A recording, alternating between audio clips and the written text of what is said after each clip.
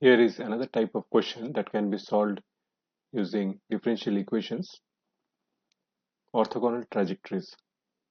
If two families of curves always intersect each other at right angle, then they are said to be orthogonal trajectories of each other. So here is example. So there are ellipses around here, around the origin, and we have these curves, these parabolic curves. So you see this, the family of ellipses, they are orthogonal to this family of parabolic curves. So we say the family of ellipses, their orthogonal trajectories are this family of parabolic curves. So this kind of problem can be solved using differential equation. Suppose we are given a family of curves. A family of curves can be described using a function in x and y variable and a parameter c.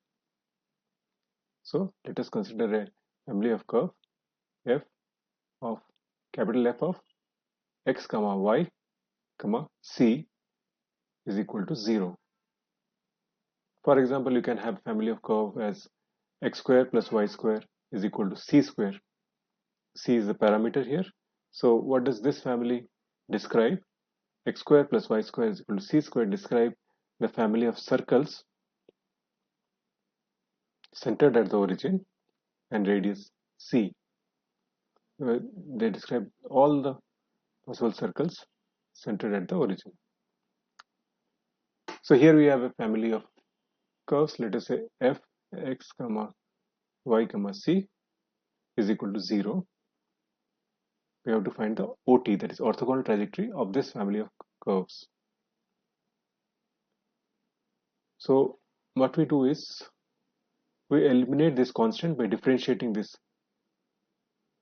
given family of curves, these equations. So when you differentiate, you can eliminate the constant that is appearing. You can resubstitute and finally get a differential equation out of it. You will see some examples of it in the tutorials. How to eliminate the constant in the family of curves to get a differential equation.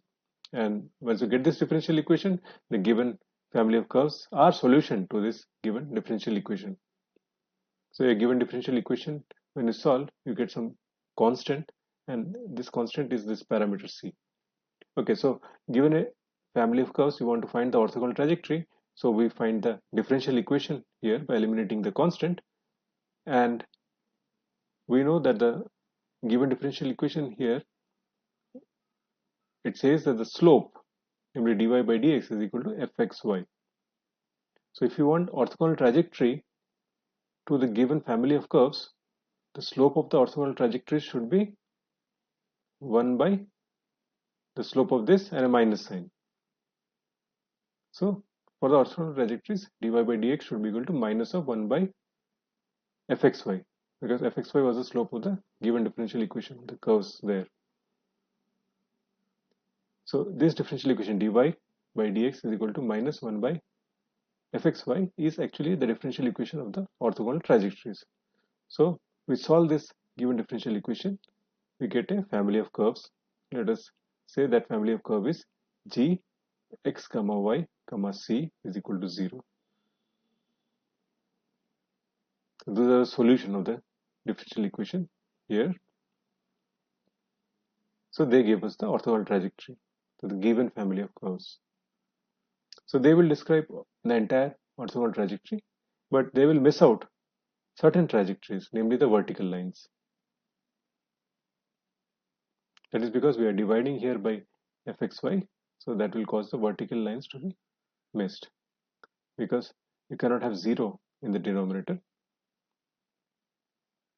So that case will be missing. So by observation, you can add those curves in the trajectory as and when needed. So we'll see an example. So the question is, find the set of orthogonal trajectories of the given family of circles x square plus y square is equal to c square. So as I told you some time back, that they describe circles centered at origin and with varying radius described by this parameter c. We want to find the orthogonal trajectories of the given family of circles. You can make a guess as to what will be the orthogonal trajectories. So there will be straight lines passing through the origin, right? That is the guess. So we'll see whether we get that as a solution here. And then we can apply this method in more difficult situations. Let us see whether what we guess that exactly comes out as a solution. Do we get the solution as straight lines passing through the origin? So the differential equation for this, you can find out how do you find the differential equation. You differentiate this. So you get 2x plus 2y dy by dx is equal to 0. That is what is written here. So you write dy by dx is equal to minus x by y by rearranging the terms here. So the slope of the given family of curves is minus x by y. So for the orthogonal trajectories, the slope will be y by x. So we write dy by dx equal to y by x. So this is a differential equation, dy by dx is equal to y by x, which describes the orthogonal trajectories. We solve this differential equation. How do we solve it? This is variable separable form. Take the y to the denominator on the left hand side and dx to the numerator on the right hand side. So it will be ln y is equal to ln x plus constant, or it can be rearranged, right? Ln y is equal to some k times ln of k times x, and which can be rewritten as y is equal to kx. So orthogonal trajectories are given by y is equal to kx. So these are straight lines passing through the origin of various slopes k. Obviously the vertical lines are missing here, but the vertical lines are also going to be part of the orthogonal trajectories, so you can add them. You see more examples in the tutorials.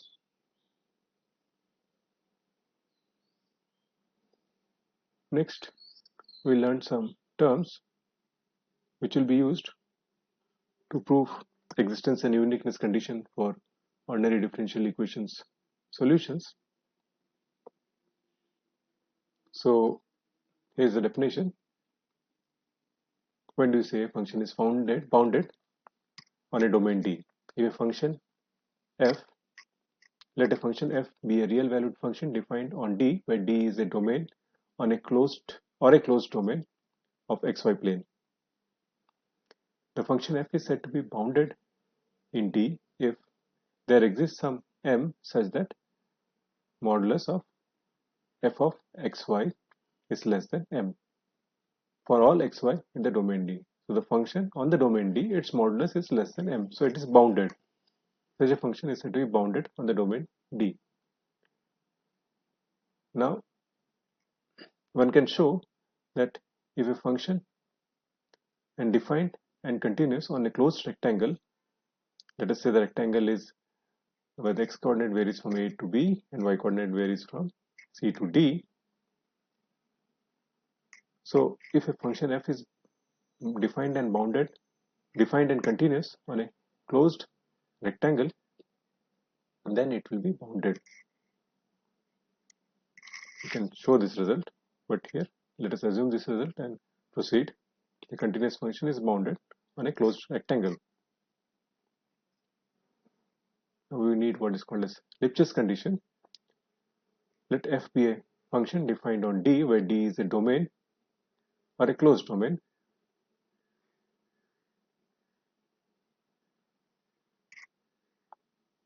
of xy plane.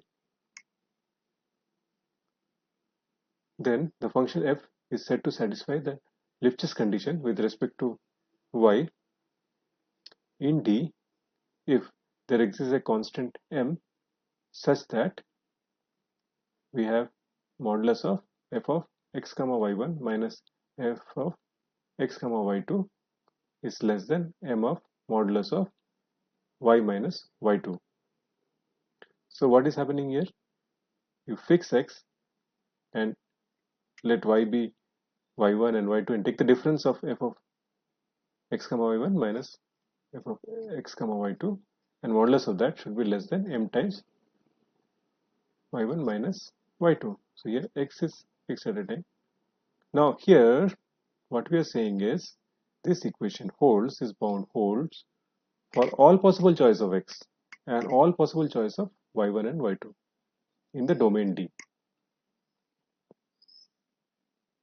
So if the same m holds for all possible choice of x and all possible choice of y1, y2 on the domain, then such a m is called Lipschitz constant. See, m is not changing on the choice of m or y1, y2 in the domain. This m is called Lipschitz constant. So we'll try to understand what does Lipschitz condition tell us. This is a Lipschitz condition. This has some geometric meaning. We'll see that in the next slide, in this slide now. So let us assume that here we had the function f in two variables, x and y. For simplicity, let us assume that g is a function only on the variable, one variable. So gx2 minus gx1 modulus is less than m of modulus of x2 minus x1. It is similar to the Lipschitz condition, but we are keeping only one variable here for all x1, x2 in the domain of G. So if we bring this modulus of x2 minus x1 in the denominator, we get modulus of gx2 minus gx1 divided by modulus of x2 minus x1 is less than m. So this condition we obtain, and this can be interpreted in the following way. Let me look at this graph. So we draw the line, namely y is equal to ga minus m times x minus a, and y is equal to ga plus m times x minus a. So this line that you see here and the line that you see here, these are these two lines, one with a positive slope, namely this, and one with a negative slope, namely minus m. And this line that you see, that zigzag line that is passing here, this is the curve. So what is our Lipschitz condition, or this condition telling us? This condition is telling us at each point A, G on the curve, any point on the curve will be mentioned by the x component, that is abscissa, that is A, and the ordinate that is GA. So any point here, AGA, the entire graph of G will lie between these two lines. So the green region, the entire graph will lie within this green region, no matter which point x you choose and draw this two lines with slope m and minus m of this kind. The entire curve will lie in this green region.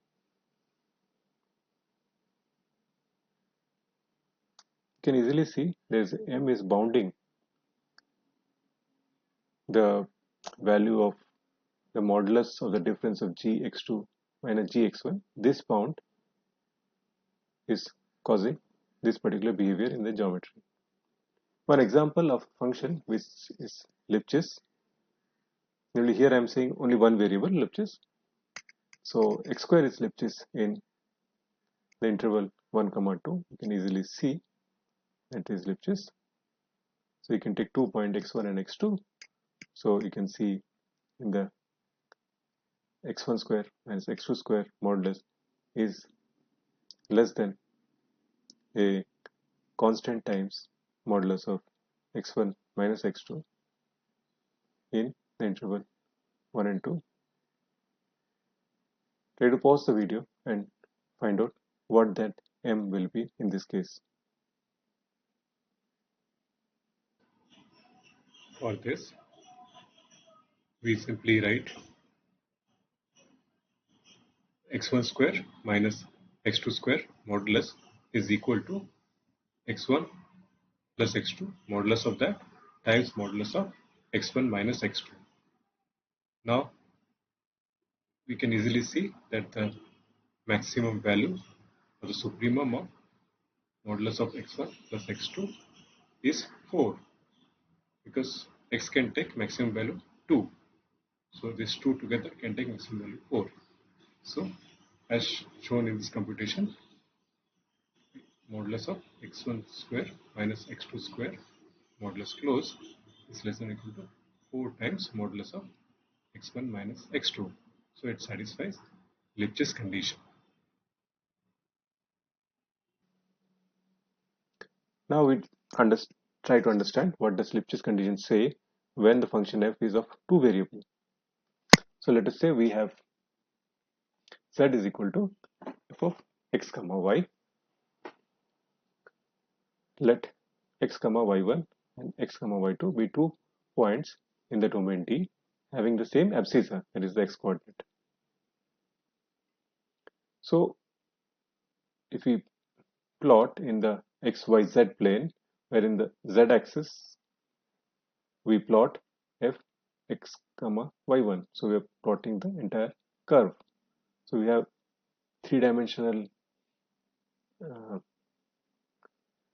picture of this. So xy plane is from where the x and y coordinates are taken. On the z plane, on the z axis we plot the value of f x comma y1.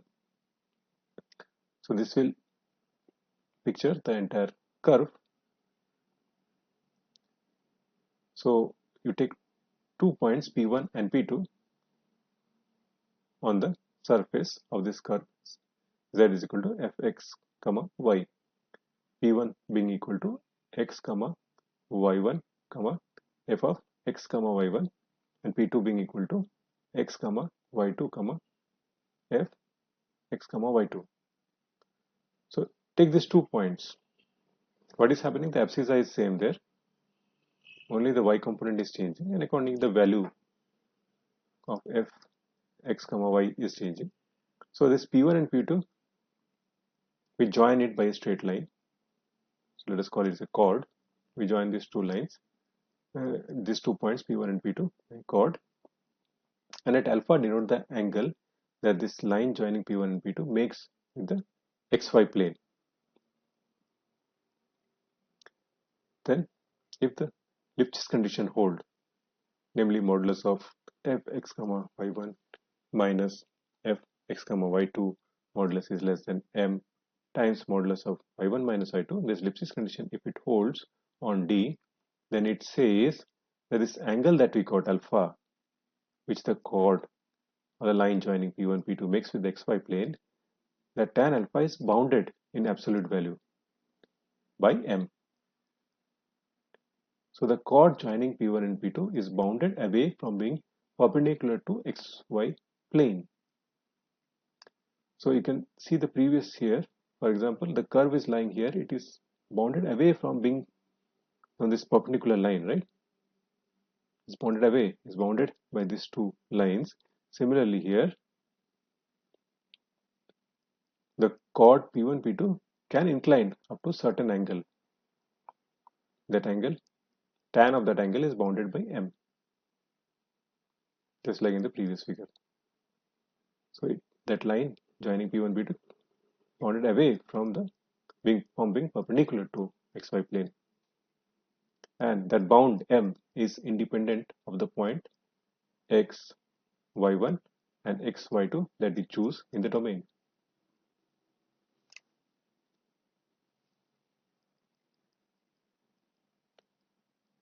If f satisfies the Lipschitz condition with respect to y in the domain, then for each fixed x, the resulting function y is a continuous function of y for all xy in D.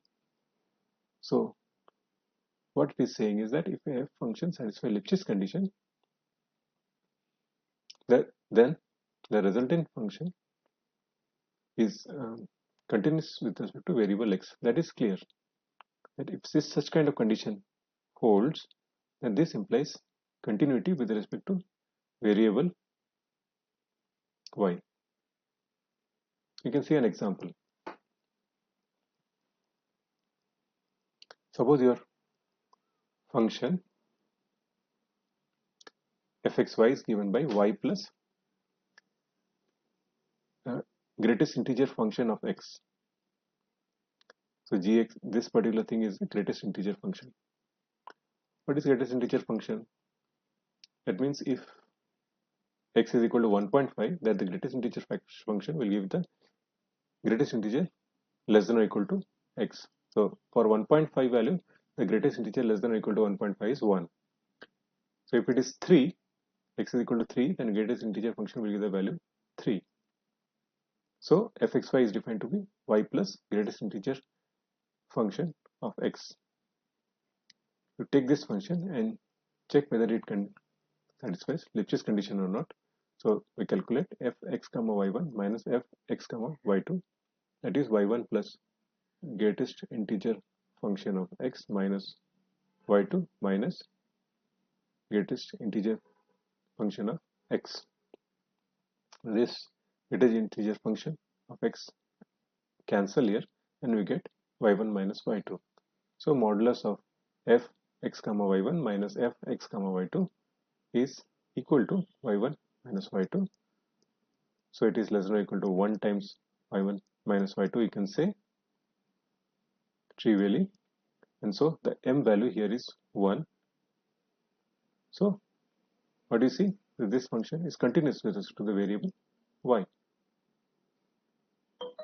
So Lipschitz condition implies continuity. We see it from this example, but it is in fact clear that it is continuous with respect to a variable y. But look at this function. This is not continuous with respect to variable x. So Lipschitz condition with respect to y does not say anything about the continuity with respect to the variable x. It may be discontinuous. In this case, we know that f is discontinuous with respect to x for every integral value of x. For every integer value, this is discontinuous, because suppose x is equal to 3, then this function will give the value y plus 3, but if it is little less than 3, let us say 2.99 or something, then this function will give y plus 2 as the value. So there is a discontinuity there. So though this is satisfy Lipschitz condition, this function is discontinuous with respect to value x, but it has to, a Lipschitz condition satisfying function with respect to variable y will always be continuous with respect to the variable y. So note that the condition of Lipschitz continuity implies nothing concerning the continuity of the function f with respect to the variable x. Also, we don't have the converse. Namely, if the second variable, namely variable y, is continuous, that does not mean that the function satisfies Lipschitz condition with respect to the variable y. See, Lipschitz condition with respect to variable y implies continuity with respect to variable y, that is we have seen in the previous slide, but the converse, namely continuity with respect to variable y, does not imply Lipschitz condition with respect to variable y, the second variable. Here we see an example. Consider the function fx comma y is equal to square root of modulus of y. This function f is continuous for all value of x. You can easily verify that.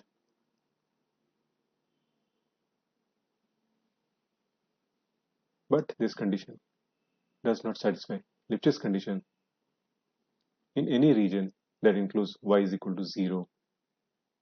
Because if we take y1 is equal to 0 and y2 greater than 0 and compute this value, namely modulus of f x comma y1 minus f x comma y2 divided by modulus of y1 minus y2, then what you get is square root of y2 divided by modulus of y2, because here we have chosen y1 to be equal to 0, so only the y2 terms appear here, and this is nothing but 1 by square root of y2.